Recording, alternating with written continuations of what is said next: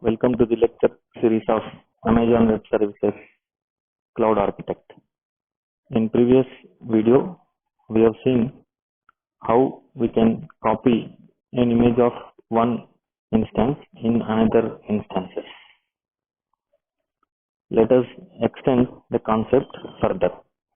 In today's video, we are going to see the concept of virtual private cloud. In short, it is called as VPC, and the concept of subnet.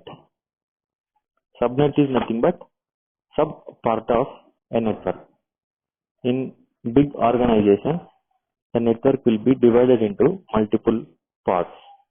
So each part is called as a subnet.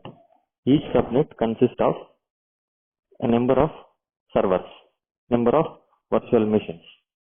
Each of that server purpose will be different. Okay, now assume a case study. See, there are two companies that they want to host their servers on the Amazon Web Service, and they want to deploy their servers in this location, in this region, that is US East, North Virginia. As per the global infrastructure, North Virginia, they are having 6 data centers at their location. Now, assume there are data center 1A, data center 1B, data center 1C. These are the available zones. That is, 1A is one available zone, 1B is another available zone, 1C is another available zone at this region, North Virginia. Now, Infosys and TCS, they want to deploy their servers in this data center 1A. Similarly, in 1B also they want to deploy their application server, that is both Infosys as well as the TCS. In data center 1C, they want to deploy their database server. Okay. We cannot say that TCS people that you deploy your web server in other location. That is their choice. Wherever they want, they can deploy their servers. Okay, they can freely deploy their server. But what about the security issues here? So what will happen in the cloud environment is, when the servers are deployed in one data center without having any configuration, by default they will be connected each other. Even these data centers also get connected each other, and the data can be transferred from one server to the another servers without any problem. So if all the servers are deployed in this fashion, Infosys can enter into this TCS web server, TCS can enter into the Infosys web server, and their data can be shared among them.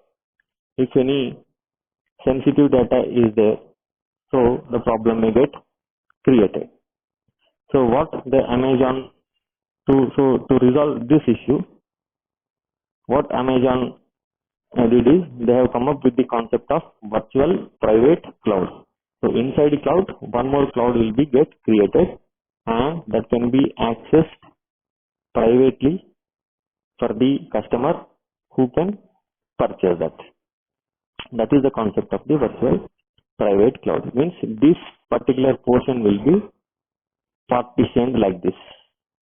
Okay, and this will be partitioned like this.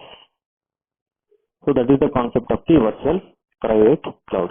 So once there is a partition in this area and in this area, so only the servers that are inside this area can be communicated each other.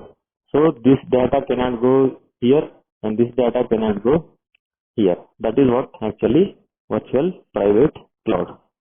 So let me explain it in with other diagram. See here. See, Infosys, they want to deploy their web server in the data center only. Okay, they can create it Infosys, they want to have their application server in this 1B available zone. They can. Similarly, database also. So means in 3 different zones, they want to deploy their servers. So now to avoid these security issues, what we can do is first create a subnet. Inside the subnet, you deploy n number of servers here. Okay, here for a moment, web server is placed in this subnet, where in the data center 1A zone. Application server, Infosys want to host, where in the 1B zone.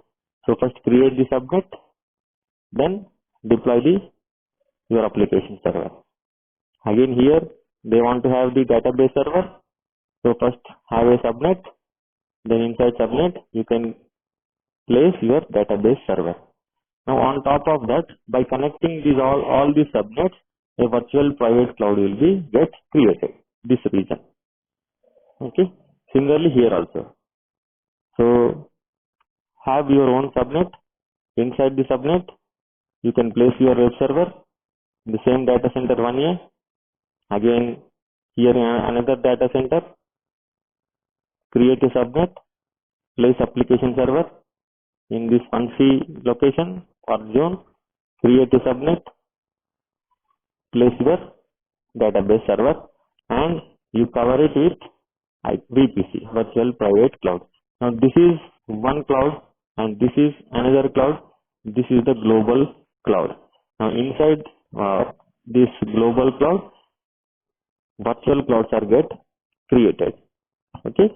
Now the servers within this virtual cloud can be connected each other, but the traffic will not go outside this cloud. Here also within this, all these servers can be communicated each other. Okay. So now all the TCS organization servers will be covered in one region, that is one private region that we call as a virtual private cloud. Similarly, all these Infosys servers will be covered in a one private zone that we call as a virtual private cloud. This is okay. Now the servers within this virtual private cloud can be communicated each other, but data need to be transferred and data need to be read from the outside this cloud also. Then how? Sometimes, for example, if you want to add one updation in this web server, how you can do? From your remote location or from your local machine, you have to connect it to this web server. Again, if you want to do if you want update the database server also, some update you want to add, some patch you want to add for your database. Again, from your local machine, you have to connect it. So the traffic need to be come from outside this network. For this, you need to have this internet gateway. So whatever the traffic, that is HTTP request, whatever the request, SSH request, whatever it is, that will be come from this IGW, internet gateway. Okay. So for each VPC, a unique or a special internet gateway has to be attached. Okay. If only one internet gateway is there, what would be the problem? Again, if there is only one internet gateway is there, everybody will come from this gateway only.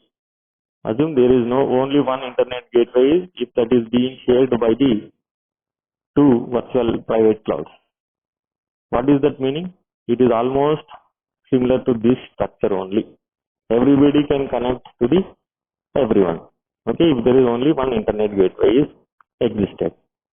So again, to avoid that, each and every virtual private cloud, in order to send the traffic from the cloud to the remote location, or if you want to accept internet traffic from outside to the inside of private cloud, there should be an internet gateway attached to the each and every VPC. So from this gateway only, the traffic will come. Okay. If Infosys, they want to update anything, they have to use this internet gateway. If TCS, they want to access anything, or if they want to modify anything, they want to perform anything, they have to access this in TCS internet gateway. So in this way, the security can be managed. Okay. Why? Because if all the servers or all the machines are located at same zone, because of the natural conditions, that is because of the designing issues of the Amazon cloud, all the servers can be get connected each other.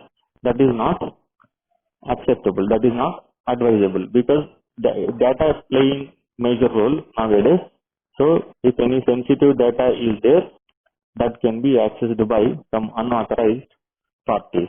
So to avoid that, Amazon has come up with this virtual private cloud and subnetting task. Now, how this can be practically implemented? That is what we have to learn. So the role of actual cloud architect will start from here.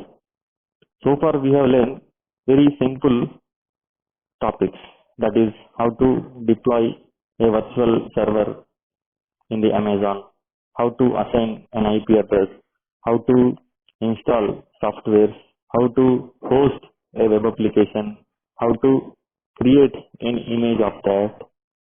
Okay, that is what we have learned. Okay, so if you see, if you go to the very big organization, they will have this kind of requirements. They want to secure their data. So how we can provide a security over the cloud? Okay, because for that we need to have a proper architecture. Proper cloud computing architecture should be there. Otherwise, the data can be shared by unauthorized parties. So this is what about the concept of virtual private cloud and subnet. So in the coming videos, practically how it can be implemented, we will see. Now here, this internet gateway and these are not free. You cannot practice with a free membership. Okay, even though if you are having free membership, as you are using the concept of their internet gateway and all, so they will charge for you. Charges are not that much high, it is very minimal. No need to worry about the charges. But without practicing this, you cannot become a cloud architect. So with this, I would like to conclude this session. The next session, we will see how to create the subnet, how to deploy